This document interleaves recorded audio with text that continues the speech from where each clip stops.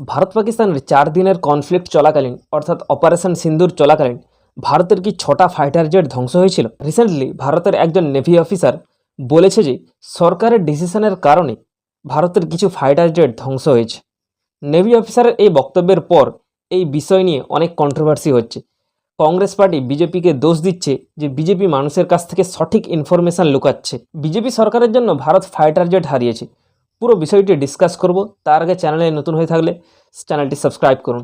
10ই June ইন্দোনেশিয়াতে একটি defence seminar হয়েছিল, যেখানে ইন্দোনেশিয়ার একজন এরোস্পেস এক্সপার্ট বলেছে ইন্ডিয়ান এয়ারফোর্স নাকি 5টা ফাইটার জেট হারিয়েছিল, যার মধ্যে 3টা রাফাইল, একটা MiG-29 এবং একটা সুখোই 30, পাশাপাশি একটা ট্যাকটিক্যাল ড্রোন, এবং পাকিস্তান নাকি 2টো S-400 মিসাইল ডিফেন্স সিস্টেমকে ধ্বংস করেছিল। ইন্দোনেশিয়ার এই এরোস্পেস এক্সপার্টের পর ভারতীয় নেভি অফিসার ক্যাপ্টেন শিবকুমার বলেছিল যে তিনি এই বক্তব্যের সাথে সহমত নয় যে ভারত এতগুলো বিমান হারিয়েছে।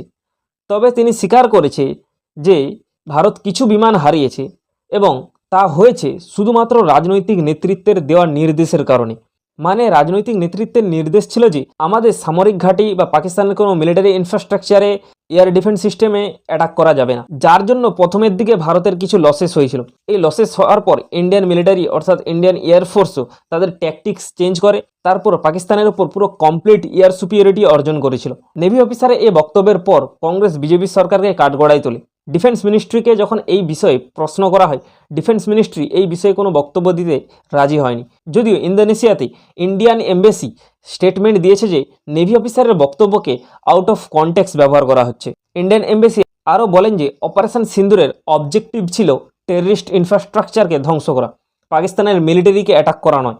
এখানেই পরিষ্কারভাবে দেখা যাচ্ছে ইন্ডিয়ান এমবেসি শুধুমাত্র ভারত সরকার অর্থাৎ বিজেপি সরকারকে হোয়াইট ওয়াশ করার চেষ্টা করছে।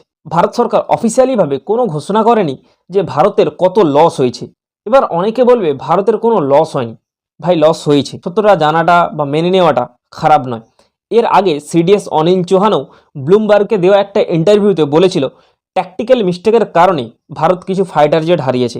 অপারেশন সিন্দুর চলাকালীন প্রেস কনফারেন্সে ইন্ডিয়ান এয়ারফোর্সের অফিসার বলেছিল losses are the part of combat, কিন্তু এটা শেয়ার করা হয়নি যে ভারত কি কি ফাইটার জেট হারিয়েছে বা ভারতের কি কি লস হয়েছে।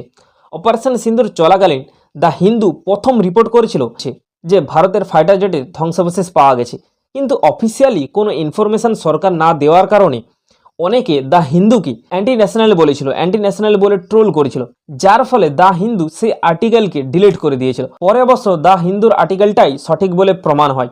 সিডিএস অনিল চৌহান নিজেই বলেছিল যে ফাইটার জেট হারানোটা বড় কথা নয়, বড় কথা হলো আমরা আমাদের লক্ষ্যটা অ্যাচিভ করতে পেরেছি কিনা।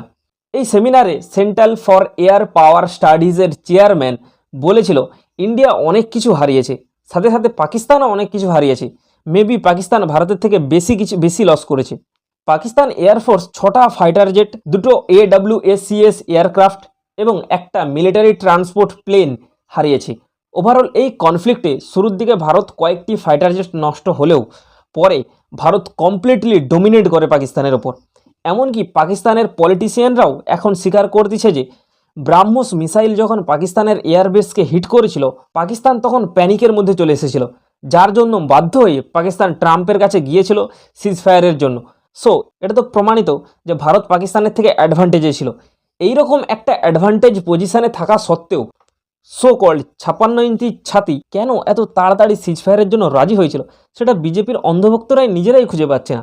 এমনকি ভারতের ইতিহাসে প্রথমবার ভারতের সিজফায়ার ঘোষণা করার আগেই একটা third country USA ceasefire announce করেছে। এটা ভারতের সো কল্ড বিশ্বগুরু ফরেন পলিসির উপর একটা কলঙ্ক ছাড়া আর কিছুই নয়।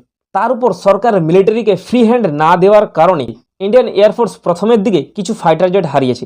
বিজেপি সরকার তার নিজের এই ব্যর্থতাকে লুকানোর জন্য বলছে যে অপারেশন সিন্দুর এখনও শেষ হয়নি। মানুষকে আর কত বোকা বানাবে? যদি শেষ নাই হয়ে থাকে তাহলে অপারেশনের আপডেট কোথায়? মানে ট্রাম্প তো সিজফায়ার ঘোষণা করে দিয়েছিল, তারপর তুমি নতুনভাবে কি ব্যবস্থা নিয়েছো যে তুমি বলছো যে অপারেশন সিন্দুর এখনও শেষ হয়নি? আসলে এটা আবারও বিজেপির পার্টির একটা জুমলা। যখনই দেখেছে যে বিজেপি সরকারকে কাঠগড়ায় তুলছে দেশের মানুষ সিজফায়ারের জন্য, তখনই বিজেপি এইসব জুমলা বেচা শুরু করেছে। রিসেন্টলি নিউজে পাওয়া গেছে ভারত যে টেররিস্ট ক্যাম্পগুলোকে অ্যাটাক করেছিল বা ধ্বংস করেছিল, পাকিস্তান সেগুলোকে আবার রিডেভেলপমেন্ট করা শুরু করেছে। তাহলে অপারেশন সিন্দুর যদি শেষ না হয়ে থাকে তাহলে পাকিস্তান কিভাবে আবার এই ক্যাম্পগুলো তৈরি করতেছে? এইগুলো বিজেপির নিজের ভুলগুলোকে চাপা দেওয়া ছাড়া কিছুই নয়। এইরকম বিজেপির জুমলা থেকে দূরে থাকো, নিজেকে স্বাস্থ্য রাখো, অপরকেও স্বাস্থ্য রাখতে সাহায্য করো। জয় হিন্দ।